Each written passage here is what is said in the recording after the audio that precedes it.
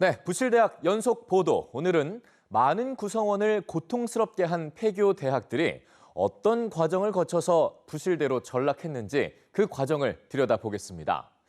교육부는 대학의 교육 여건을 평가해서 점수가 낮은 대학엔 재정 지원을 끊는 방식으로 부실대 퇴출을 유도하는데요. 그런데 지금까지 폐교된 대학들이 부실해진 이유는 따로 있었습니다. 먼저 박광주 기자가 취재했습니다.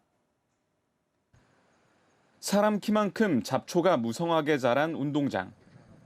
승강기도 열린 채 방치되고 학생들의 사물함도 녹슬었습니다. 2년 전 문을 닫은 동부산대학교입니다.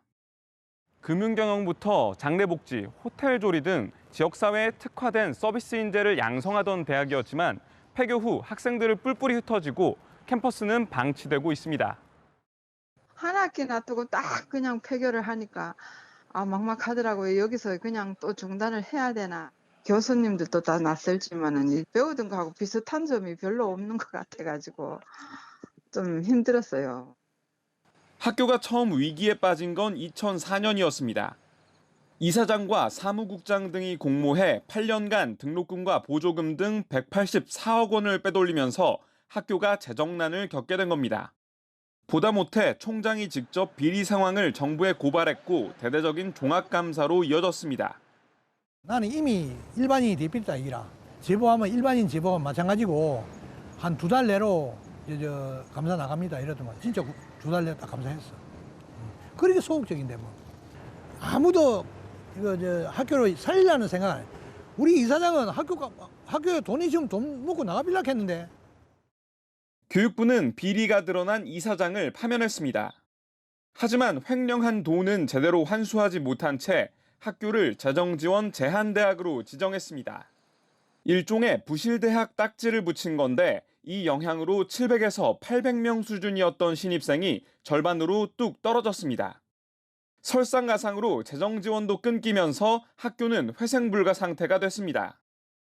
동부산대 소유였던 이 건물 3동은 지난해 한 병원이 매입했습니다. 매매가가 283억 원에 달하는 것으로 알려졌는데 폐교 당시 문제가 된 횡령액보다 100억 원가량 더 많았습니다. 폐교 조치를 막을 수 있는 수준의 자산이 있으면서도 법인이 이를 막지 못한 것 아니냐는 비판의 목소리도 나옵니다. 지난 2012년 이후 문을 닫은 부실대학은 16곳인데 이 가운데 12곳이 설립자나 경영진의 비리 때문에 부실화를 겪었습니다. 하지만 비리가 드러난 뒤 정작 무너진 교육을 복구할 대책은 뚜렷하지 않습니다. 간선 이사들이 원래 목적이 학교를 정상화하기 위해서 내려오거든요. 그런데 이 양반들은 제가 봤을 때는 정상에는 관심이 없고 여튼 학교를 폐교를 해야 되는. 단기 대응에 급급한 대학 구조 개혁 정책에 정작 교육을 정상화하려는 노력이 빠지면서 피해는 학생과 교직원이 떠안고 있다는 지적이 나옵니다.